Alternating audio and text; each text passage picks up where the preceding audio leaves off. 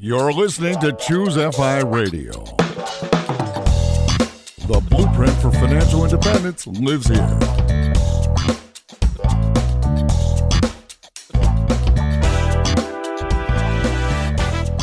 If you're looking to unlock the secrets to financial independence and early retirement, you're in the right place. Stay tuned and join a community of like-minded people who are getting off the hamster wheel and taking control of their lives in the pursuit of financial independence. Choose FI, your home for financial independence online.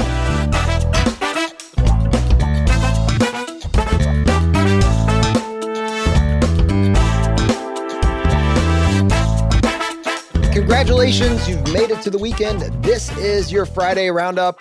The Roundup here at Choose FI is an episode that we reserve for your questions, your feedback, our random thoughts and ideas. It's a smattering. Anyways, we're bringing it to you. To help me with this, I have my co-host Brad here with me today. How you doing, buddy? Hey, Jonathan, I am doing quite well. And yeah, you're right. Certainly our random thoughts are thrown in there with a nice little extra each week. But yeah, I mean, this is a crowdsourced show. That's what we've said from the very beginning. And that's what's beautiful about these Friday roundups. And I'm glad that we're back to this format now, right? And just getting questions, getting feedback, getting wins from the community. We've always said a rising tide lifts all boats, right? When you have hundreds upon hundreds of thousands of people in the financial independence community, probably millions of people, we can all share these ideas and we don't have to reinvent the wheel. And I find that so powerful. Yeah, it really is the diversity of experience and the unique obstacles and challenges that people have had to work through that make this path to financial independence so much more fun and interesting. If it really were just the same one path that all of us were on, then I think, we would just go on break, retire the show. It's good to go. But we were all coming from different places. We're all starting from different places. And that actually has me thinking there's two lines of thought that I wanted to talk about today. I was watching this show and it was portraying this man that was going through what I would imagine would be the stereotypical midlife crisis. And his life is kind of like burning down around him. He's very frustrated. It doesn't seem like he has any clear direction for what he wants the next chapter in his life to look like. And I was thinking, I wonder if this is what the outside world, when they're looking at people pursuing financial independence, if they think that this is what, where I'm going to find myself once I come to the end of this path, or where you're going to find yourself as soon as you wake up and realize, that you couldn't escape the midlife crisis. And I have some thoughts on it, but I'd love to get your buy-in or your thoughts on that. Have you ever contemplated, are you at risk for a midlife crisis? And yeah, I think it's interesting, right? What are you going to do? What are you going to do with all your free time? That's it. That's the frame, right? You enter the next chapter, all these things that you kind of took for granted, they've all kind of gone away and you're just, Yeah. So I guess is the question, would I personally ever imagine that I'm going to have a midlife crisis? Yeah, I guess that's I want to give you my thoughts on it, but that's the counterpoint. Or does pursuing financial independence actually guard you from some of those same challenges that you would think might apply? Yeah. I mean, I would think the latter personally. I mean, so there's always a wide range when you're talking about this, right? There are some people, though I think a tiny, tiny, tiny minority of the FI community who are just trying to optimize everything. They're depriving themselves. And frankly, they're making their lives miserable just to get to FI quickly. I think those people are going to be susceptible to a midlife crisis or some type of life crisis. I genuinely do. But I don't think that's the path that certainly I aspire to. I don't think that's the path you aspire to, or what we've talked about on the show for 222 episodes, right? We have said this is not it's not a 0 or 1 binary. I'm not at FI or I'm at FI, right? It's about this continuum. It's about trying to figure out what you value in life. It's about being introspective enough to understand that you need to figure out what do you want your life to look like, right? And this is not an easy process. Jonathan, I've told you this, I still struggle with this all the time. Life, the inner game, right? Our mentality, it's not easy. We have to constantly work at it. I'm constantly working at trying to be a better person, to try to grow, to learn new things, to be a better husband and father. Like, I don't have it all figured out. Believe me, I don't. But because I am introspective about this and I want to live a better life, I think FI creates this space for us. That's how I kind of look at it. FI is kind of this umbrella that once you've created some space in your life financially, you can focus without all the stress of worrying if you have to pay your bills, or can I pay my bills? Am I going to have enough to cover it? Am I going to go into debt, right? Like, once you can put that stuff aside and create a little bit of space, then you have the time and freedom to focus on what do you value and who do you want to spend time with? What do you want your life to look like? So all of these things, I think a FI life well lived would help you avoid this midlife crisis.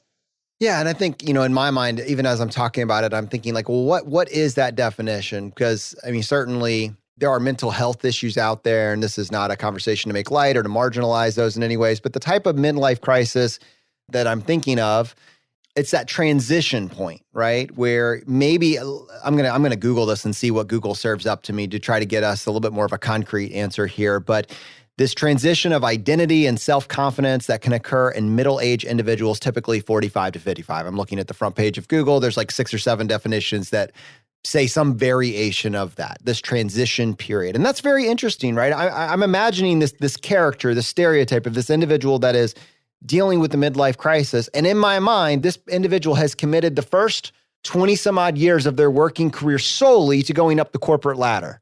Their pursuit, their goal has been the corporation's goals. And they have potentially, and again, this is my archetype for this person has kind of let a lot of the relationships, their health, a lot of their other interest-led learning, maybe their family relationships, their friendships, they've let a lot of those lapse in pursuit of constantly going up this corporate ladder.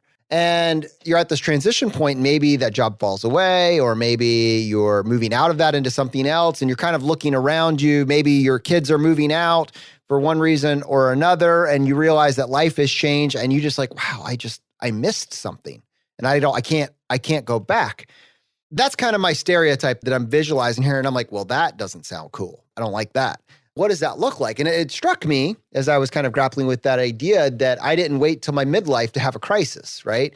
Like, I actually encourage, not a crisis, but I encouraged that thought process in my late 20s, early 30s, when I decided I'm going to make it a priority to get my financial picture in shape. And that allowed me, if you're familiar with my story, that allowed me to, when I came to this junction in the road, this transition point, I was able to choose my priorities. And I can look back at that and say, that was my crisis. That could have been my point of crisis right there. I made a choice. I'm very happy with that choice. And the bandwidth that it afforded for me allowed me to start designing my future and not wait till my golden years to do it. And I think your story has something similar, Brad.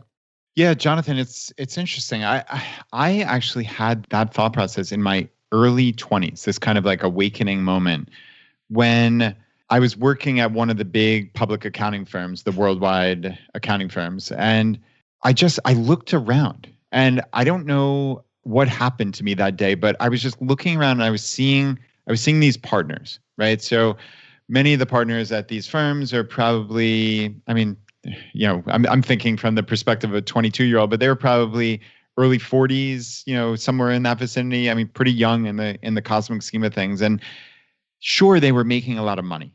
And I don't know exactly, $500K to well over $1 million. And this was the carrot for all of us early associates. The carrot was, oh, you can make partner, right?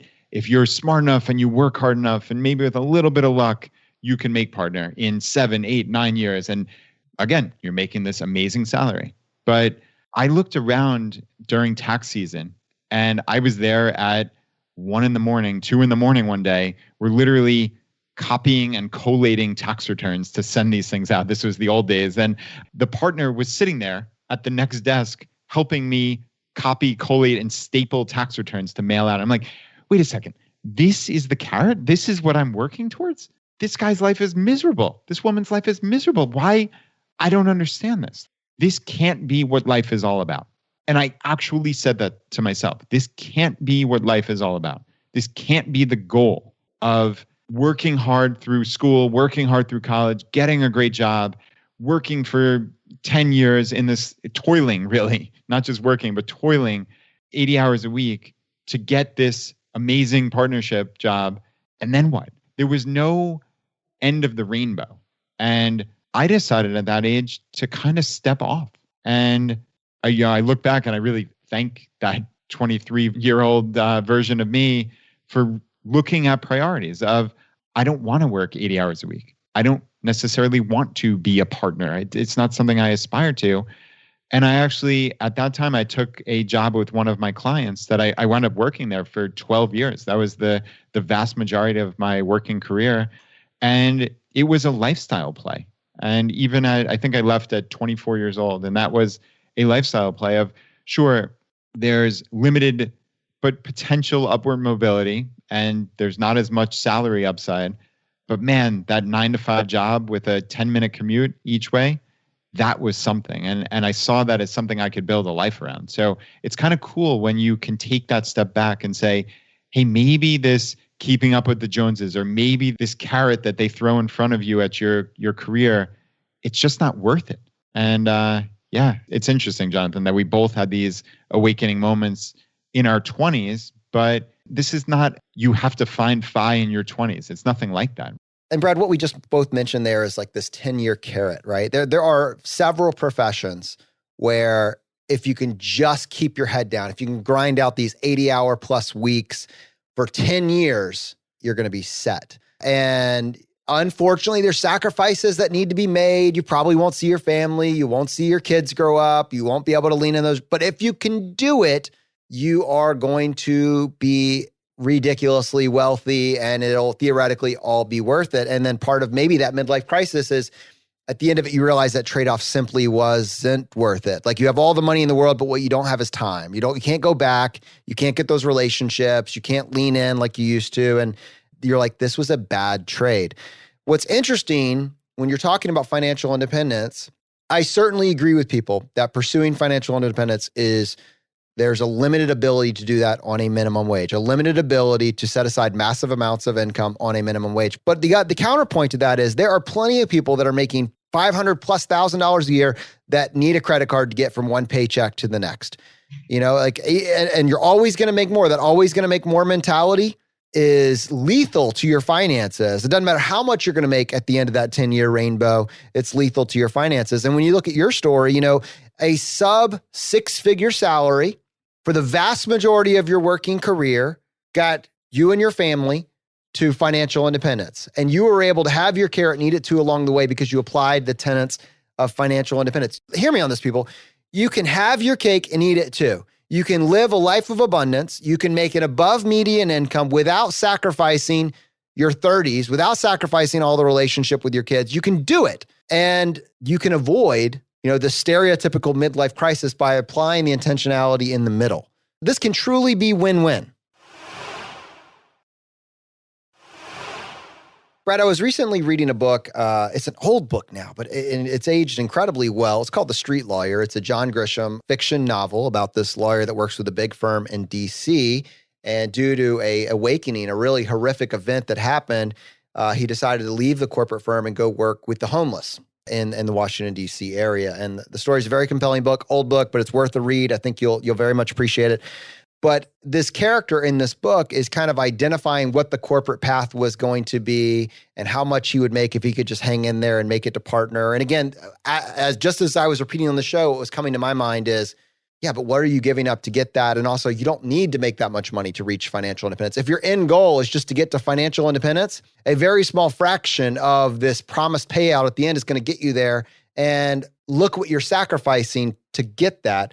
The two parts that really to me stuck out at the end of the book was, one, where's your heart? Where's your passion? What do you want to do? How can you design a life that allows you to, with some balanced trade-off, be able to lean into the projects, the activities, the cause that you want to go to work for? Where do you want to take your talent? And then two, the other half of it is, what talents and skills do you want to cultivate, right? I think it's a shame that interest-led learning is something that kind of over our educational years increasingly gets beaten out of us because of our fear of not being able to keep up with the curve or get ahead of the curve. Make sure, get the great grades in high school, because that will make sure you get into a great college. Make sure you get the great grades in college because that's going to make sure that you get the great job. Make sure that you always crush it at the job. That way you can get the promotion. It's always, you're so focused on the interest or the goals of your job that you have just lapsed all of you don't give yourself the time to say, well, what am I interested in? Then just see, is there a job that's looking for those skills? But you have to have the skills first. So if you just don't give yourself any time to think about what skills or talents or pursuits you're interested in, you're missing, the golden years of your life to do that. And so with my very intentional forced crisis before my middle years, I transitioned from having a very specific focused skill set and a very specific career to what we talk about on this show is a talent stack, a random assortment of skills that have kind of opened up the world to me. Yeah, Jonathan, that is very cool. This talent stack, it's something that I've been thinking about it. It's funny. I mean, it's easy for us to kind of settle into our own comfortable little lives. Right. And you and I kind of joke that I've set up like this carefully cultivated life where it all just kind of works. But as soon as one thing goes awry, like I don't get a good night's sleep or something, like, right. Like I'm a disaster case. I know you are laughing uncontrollably here. Before I was laughing, your wife was laughing. Remember when you were going to go on Survivor and then I got to talk to your wife behind the scenes and she was like, yeah. There is no world. But yeah, I've been reading this book by a guy named Ben Aldridge. So I heard him on Dominic Cortuccio, multiple time guest here on Choose a Vi. He has a podcast called The Great Man Within. And this book is called How to Be Comfortable with Being Uncomfortable, 43 Weird and Wonderful Ways to Build a Strong, Resilient Mindset.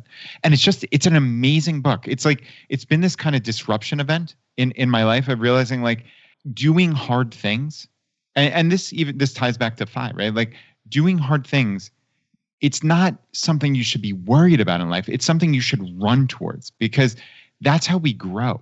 And you're talking about skills. Like he did all sorts of different activities from learning a language. He actually picked a very difficult language like Japanese to doing physical events of climbing a mountain or running a marathon or, things like that to solving a Rubik's Cube and learning how to memorize a deck of cards, like all these cool little things. And he did this 1 year of these challenges. And I read this book and when you just get that energy, the hair stands up on your arms and I'm like, this called to me. And it's actually really neat. I'm having my daughter, Anna, teach me how to solve a Rubik's Cube now. Oh, cool, man. Which is awesome. And it's like such a silly thing, but I had, this mindset, this closed mindset that I could never do something like that. But it's really not that hard when you actually learn. And it's cool. It's just like a little skill, right? Like, am I going to get a job because I can do a Rubik's Cube? No, obviously not. But it kind of portends better things. You start learning and you get excited about it. And like, I actually learned Japanese back in college and I haven't spoke Japanese in 20 years, basically. And it was interesting that this guy, Ben, picked that language. And I'm like, I would love to pick that back up again. How cool would it be? I always told myself that, I'm not good at languages. Well, that's a limiting belief, right? That's an absurd limiting belief. That's a skill that is A, useful. I would love to go back to Japan and live there for a time, spend some time there. But B, it could prove to myself that I can do something difficult. And I think there's massive value in proving to yourself that you can do something difficult. So yeah, it's interesting how this is all kind of coming together here. But well, we're not the first ones to contemplate the power of, I guess, stoicism. Brad, would that be defined as being comfortable doing the uncomfortable? Is that a decent definition? I'm sure there's an actual one, but that. Yeah, I think there's a lot to that with stoicism. And actually this guy, Ben, in that book has an entire chapter on stoicism. So yeah, good call, John. Nice. No, I was just thinking like, it's incredible when people that have the bandwidth and space to actually think about these ideas and write them down and document them. There's themes that we hear about a lot, like stoicism, being comfortable doing the uncomfortable. Mr. Money Mustache is very famous for talking about, do hard things, just do hard things. I remember we actually met him at a conference and we were all walking down these flight of stairs and right next to us on an escalator, people were going down the escalator and he's like, this sums up my whole life.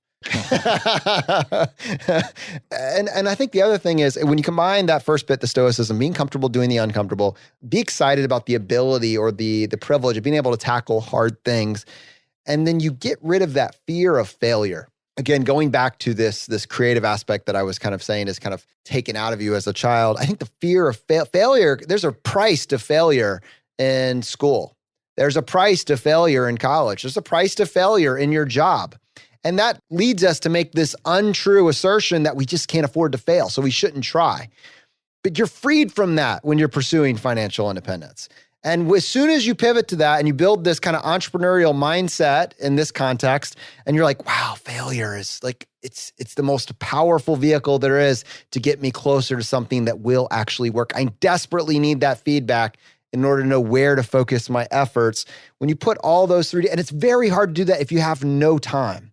It's very hard to give yourself the space to cultivate this mindset if you've only got 10 minutes on Thursday between 8 and 10, because the other 80 hours a week are going towards corporation goals with this 10-year carrot hanging over your head. So this pursuit of financial independence, this understanding that there's a trade-off, understanding that you don't need the multi-six-figure salary to do this. You know, no one in this conversation hates money. Like, that's not where we're coming from. Like, I would love to make more. I'd love to double my salary tomorrow. Nothing wrong with that. But I do look at everything through the lens of a trade-off. If my former employer were to offer me 3 times as much money to go back to my old job as I was making before, I would not think about it for 5 minutes. I would say no, because money is not the primary motivator. There is a point at which you have what you need. You can reach your goals. You can see the path. Money doesn't change my life past a certain point. And so once I recognize that point, everything is a value trade-off. And I think just having that appropriate balance, money is a tool. It's not the end-all be-all. All right, my friends, midlife crisis rant over. MK, glad you're joining us on the show today. I think we want to talk about guacamole. I mean, I always want to talk about guacamole. I particularly enjoy it. But today, we're actually going to talk about the blog, the FI blog, We Want Guac, as in We Want Guacamole, because they have a song releasing today, and it is a FI song. Ooh. It is all about FI. So this is hopefully a way to spread the word about financial independence and financial literacy to people who maybe aren't listening to our podcast. Maybe they like to listen to songs instead. I feel like this is a little bit of shade at the whole avocado toast movement, which is an equally potent movement in society right now. It's having a little bit of a zeitgeist along with the FIRE movement. We're the guacamole movement. That's what we want. Yeah. The dream is free, but the guac is extra. And MK, I can vouch for how much you love guacamole and avocados, because you are constantly sending me pictures of, hey, the avocados at Aldi are 39 cents or 49 cents today. Like, how many pictures have you sent me? Probably a handful. A handful. Like when they're 99 cents, I'm like, these are some fat FI avocados. These are some bougie avocados for us in Florida. Yeah. But when they're 39 cents, I'm just like, Brad, you're missing out on life. Yeah. So Darcy reached out to us. They teamed up with a local artist in their area, Boston, Massachusetts, Busy Savant, who's also a student athlete at Harvard. Ooh. So 2 really great people teamed up together to make this song all about financial freedom. They said that it's a love letter to financial freedom, highlighting all the different people who've helped, but also the main concepts. And it drops today. And it looks like Christy from Millennial Revolution has already done a dance to the song, which could maybe become a TikTok challenge. So we're going to play a sample of the song that was sent over. So right now is a good time. If you listen at 1.5 speed or 2.0 speed, you might want to slow it down so you can enjoy the clip. But yeah. Awesome. I will give everybody 5 seconds to go ahead and slow down your podcast player right now, because I'm assuming 100% of our audience does have this podcast sped up. If you don't, like, we'll include this on the newsletter next week. This is the biggest life hack that you haven't heard of. Your podcast player should be offering a 1.5 speed. I don't even know how you listen to me at 1 speed or Brad at 1 speed. Oh my goodness. Yeah, I would not recommend it. And Jonathan, good call. I'm writing this down to add to a future weekly newsletter. All right, stay subscribed. All right, so for our audience, we're going to play the clip that we have right now. And MK, they can access the full audio file at where? choosefy.com/guac. Yeah, we can make that short link, or also just go to wewantguac.com/music. Perfect. All right. And for your listening ears, locally sourced from an avocado near you, We Want Guac. Financially independent and retiring early. FIRE movement. It's your money, your life. Vicky and Darcy will just show you how to improve it. And JL Collins too. If you got a question, he'll know what to do. Mr. Money Mustache retired at 30, so there is your proof. There it is, 16 seconds for the full file going viral near you, just go to chooseify.com/guac. I mean, this is what it looks like when the financial independence movement goes mainstream, Brad. That is cool, though. That was very catchy. I'm interested to hear more. I like the shout outs to JL Collins and Vicky Robin and Mr. Money Mustache. Pretty cool. Maybe Taylor Swift will do a cover next year. We can only hope. All right, MK, what do we have next in the mailbag? Well, we got a really great response from Nancy's episode on Monday, all about the 403B. And Noemi actually posted to our Facebook group. She said, I just want to say that today's episode is a godsend. I had already started re-listening to Millionaire Educator episodes at Bigger Pockets and checking out his website to figure it out. I'm not going to lie, it was overwhelming, but something about today's episode woke me up. At the beginning of this year, I let my hubby know that our financial goal is to max out our 457B and our traditional IRAs. He's there with me. Then, after listening to today's episode, so Nancy's episode from Monday, I went back to Millionaire Educator's episode on ChooseFi, and I'm thinking, I think we can do max contributions to both the 457B and the 403B and our traditional IRAs. My hubby looked at me like I'm crazy. And you know what? I am crazy. Crazy like with a a desire. Yeah. Well, she writes, crazy with a desire to retire at 50, crazy with a dream I'm supporting with a plan so that it can become a reality. Who else was inspired by today's episode? I'm researching 403Bs, and guess what? They have Vanguard products. It's a sign. Nice. And she had a hashtag, there can be miracles if you believe. So great job, Noemi. So glad that this episode inspired you, and I hope it all works out and you realize your dream. Wow, that's a fantastic message. First off, I love the sentence, crazy with a dream I'm supporting with a plan so that it can become a reality, right? Like, how amazing is that? That is amazing. I love it. Yeah, Nancy, I love the episode that, listen, if you think that you can't affect change, if it won't make a difference, like you figured something out, but there's no way it'll be adopted, you're just wrong. You're just wrong. But you do need to find other individuals that are in a similar place and have them share the message. And look, teachers are a huge cohort in this society. And I am sorry that as a profession, over the last 30 years, your offerings, your retirement options have suffered, compared to what's going on in the private market. And you're going to have to make a loud noise and say, this will not stand. And it's going to be very difficult if you try to do it all in your own little silo. You need to find other individuals and you're all in it together, right? You're in it with your superintendents. You're in it with all the other teachers together, combined. You have a huge lobbying force to get better options. And I think what we're seeing now with the ability to share these ideas in an understandable manner, this could really be the beginning of change. Yeah, and you're armed with the information, right? Like we always say here, there is no they. There's nobody out there who's riding to the rescue. You have the information. You can affect change. Like Jonathan just said, stand up and be that change that you want to see, right? Like this is crazy. When we think about the value that educators add to society and the fact that they're paying 1% to 2%, sometimes more, on their investments. I mean, when a Vanguard total stock market index fund is 0.04% or thereabouts in expense ratio, and teachers for the very same thing. I actually had the aforementioned Millionaire Educator send me a text yesterday saying, thanks for the 403B podcast with Nancy today. FYI, I pay 1.29% in expenses for my large cap index fund and 1.39% for my Vanguard Life Strategy Growth Fund. And that's criminal. It's absurd. And our teachers are so important in society. Like, we all need to do something, but teachers especially, you're inside the system. Stand up and be that change you want to see. I know there are, if I'm going to add outrage onto this, I know there are teachers and college professors that do make multiple six figures. So even as we're saying this, teachers are a large group with all different pay scales reflect, but there are so many teachers at the elementary school level, at the middle school level, high school level that are making less than 40 grand a year, less than 50 grand a year. For them to, on top of that, take their savings and put it into this vehicle for their future and then getting poached and robbed just because as a lobbying force, they're not making loud enough noise and it can be done. Like no one's going to make a fuss. We'll just keep taking this money as long as possible.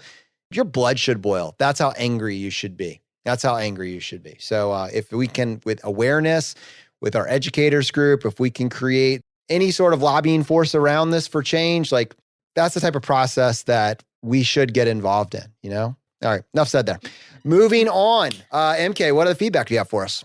Well, I was going to add on to that section with Nancy's episode. So for those teachers who are listening who maybe also have access to a pension and find that that is as clear as mud as well, our book, The Golden Albatross by Grumpus Maximus, is coming out on July 1st. It deals all about pensions, how to calculate the value, the actual nominal value, how to determine if you're going to stay, if maybe you can only stay for so many years because you are just burned out from the level of work. So go to chooseify.com/pension and you can learn more about there. So all the different vehicles that you have available to you as a teacher, we have information for you on that. It strikes me, Brad, even as we're saying this though, that it's worth mentioning for individuals that need some context here, like both on the Monday episode. One, if you're a teacher, you're a public employee, you hear us talk about 401ks, you might not see a 401k as an offering. You have the teacher alternative, the public worker alternative, which is in many cases called the 403B. And what we're ranting about is that the 403B, in many cases, not in every case, in many cases, there's no real standardization around the products that are offered, and some of them have exorbitant fees. That's what you just mentioned. The other half of that, and the little case for hope here and awareness, is that you have this other vehicle, the 457, that can be right next to that in many cases. And the 457, I'm not going to get into it today because it's worth a whole episode, and we already done the episode. Go back and listen to episode 13 of our podcast. Like, go listen to that. And that is almost like an unfair advantage for individuals that are able to set aside significant amounts of money. So there's advantages, there's disadvantages, but do your research. Yep. An unfair advantage in the best possible way. So Yes. Listen to episode 13. And short code for individuals, if you want to listen to any particular episode or check out the show notes for any particular episode, you can go to chooseify.com/013 for that particular episode. MK, let's go ahead and transition. I want to talk about some wins of the week, some financial wins in this case. What do you got for us? Well, we have a great win that came from Ruby. So she posted on our Facebook page that she made little by little progress. 1 year ago, I posted here a challenge to pay our HELOC of $96,000 in 2 years. Well, I got a little obsessive with it, and today I made the last payment, paid $5,000 total in interest. 12 months, it's paid off. Hubby knew I was paying it aggressively, but had no idea how much. He cannot believe it, and neither can I. Lots of work.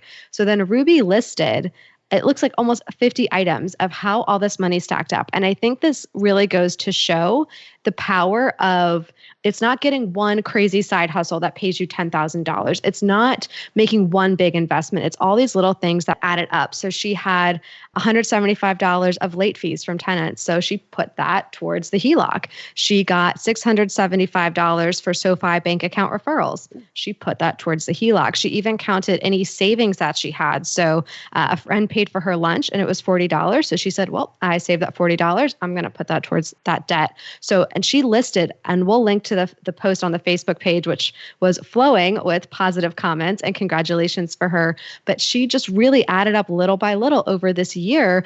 Everything added up. And I think this really goes to show how it's not the big thing. That's not the big exciting things that get you there. It's the everyday little things. She even has in here like $8.65 from that Experian litigation, where if you got, the class action suit, you got $8 back. Yeah, she puts that towards her debt. Everything just really added up. And I think this is such a great story and a huge win for Ruby that she was able to do this in a year in half the time that she set for herself, which was already very aggressive. So congratulations, Ruby. That debt is gone forever. And now you can enjoy all those little luxuries that you were saving on. That is very cool. Congratulations to Ruby. It's interesting. She mentioned the HELOC. I was actually working on a video right now talking about why I don't have one. Brad, do you have a HELOC? I do not. No. Okay. I think I'll just take a minute and mention it. So HELOC, the acronym, stands for Home Equity Line of Credit. So the implication there is you are a homeowner and you have equity in your home. Now, as you know, I am a homeowner, but many people in the financial independence community are happy renters by choice. And so for one reason or another, they may not have it. And the HELOC typically offers a variable interest rate of, I think that I was looking at an article now as of June 2020, the average HELOC rate was around 5.38%, Brad. And you can borrow up to some percentage of the equity on your home. And your mileage may vary there, but I wouldn't be surprised to see a home equity line of credit anywhere from $30,000 to $100,000, somewhere in that range if someone has a significant amount of equity in the home. Now, we have talked about if you need to access money quickly, where would you access it? Do you have money in cash? Do you have money in a savings account? Could you access a HELOC if you needed to? It typically is very useful to have one. I made the choice a while back. I just realized I don't really need it, because what I've been doing is I use M1 Finance for my taxable investing. So what I do is I put money in M1 Finance, and M1 Finance has a feature on it. It's a margin loan. It's called M1 Borrow. It allows you to borrow up to 35% of your portfolio value in literally less than 10 seconds. Now, hear me on this. The interest rate on your home equity line of credit, the average rate, 5.38%. M1 Finance, it's actually averaging 3.5%. And if you have their M1 Plus account, which has like a $100 fee on it a year, I think, maybe $125, it actually reduces that an extra 1.25% down to 2% variable interest rate. And so while I don't use this very often, in terms of where would you access a line of credit if you needed it, it's very cool. You have this incentive to save as much as possible. If you want to increase your line of credit that you would have access to, get more money invested. And while I would be very cautious of advising people, because it'd be very easy and tempting to just borrow money and then reinvest it. Please don't do that. That's not what I'm talking about here. But it's very reasonable for individuals that feel like they're left out because they're renters, they don't have access to a HELOC, to look at this feature that's offered by M1 Finance called M1 Borrow and use it if it's applicable. We talk a little bit more about the features. We have an article, choosify.com/M1. And I have a whole video tutorial series on it as well. But this is why I have very intentionally made the decision not to get a HELOC. I don't want to go through the paperwork. I don't think the interest rate is competitive. And I have access to M1 Borrow. So, Brad, I don't know if I sold you on getting one of these set up, but there's really no downside that I can see. Yeah, that's interesting. It's funny because I hear the phrase margin loan and instantly I'm a little bit nervous about it. Right. But I have to say, I definitely want to learn more. This is not something we've ever talked about, frankly. So yeah, I'm going to check that out and learn about it. Just like anything, open-minded, but cautious. And Brad, I'm glad you mentioned that. It's very important. I want people to understand what I am actually saying. And clearly what I just said and what you've said is, please don't take this, borrow money and then invest it. Like you're playing with fire, you're going to get burned. And I realize that play on words can be very interesting in this environment. But I think this is arguably a much better option than a HELOC. I think that this could be a fantastic option if you're eliminating high interest debt. So, student loans at 6.5%, credit card debt, maybe an auto loan at super high interest rate. If you temporarily have a cash flow thing where you need a lump sum of money to access, or an emergency fund, keep in mind, this is easily accessible, a low interest loan. It's temporary cash flow if you need it. I want to stress again, because you can do this, but I don't think you should. Do not borrow money and invest it. Don't do it. If you're coming away with one thing, do not borrow money and invest it. Not worth it.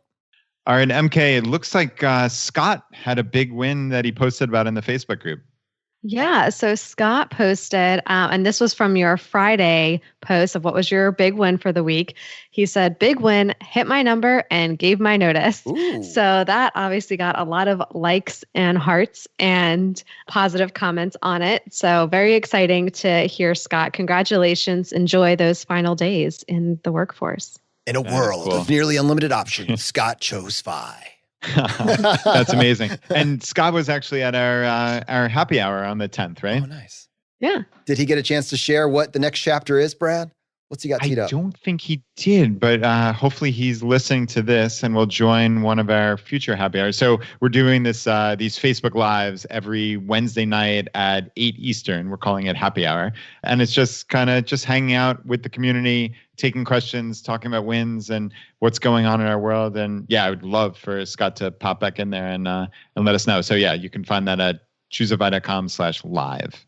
Someone actually asked us, because I know the lives are currently being pushed out to Facebook, and someone said if they're not on Facebook, is there a way that they will be able to watch them? I don't know if I have a hard answer. Yes, I think certainly the plan is probably at some point in the near future, they will also be streamed to YouTube as well. It's more of a production, a technical thing. So we do want to certainly make these accessible for you if you don't have a Facebook account. So to that individual, great question. We will announce when it's available at a platform of your choice. All right, everyone. Thanks for joining us today. I think it's worth considering. What do you want to do with your best years? What does a life well lived really look like? Money's a fantastic tool. It is not the end all be all. I hope you got value from today's episode. Thank you for joining us. If you have not yet done so, please just press subscribe on the platform you're listening to this on. Just lets the provider know you're getting value from the show, whether or not that be iTunes or Spotify, Overcast, CastBox, Player FM, Pandora. We are on your platform of choice. So please subscribe and share with a friend.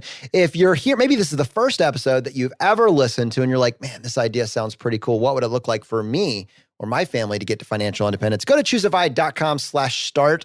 This is where we've aggregated all the resources over the last 4 years, and we try to give them to you in the most digestible way possible. All right, my friends, the fire is spreading. We'll see you next time as we continue to go down the road less traveled. You've been listening to Choose FI Radio Podcast, where we help middle-class America build wealth, one life hack at a time.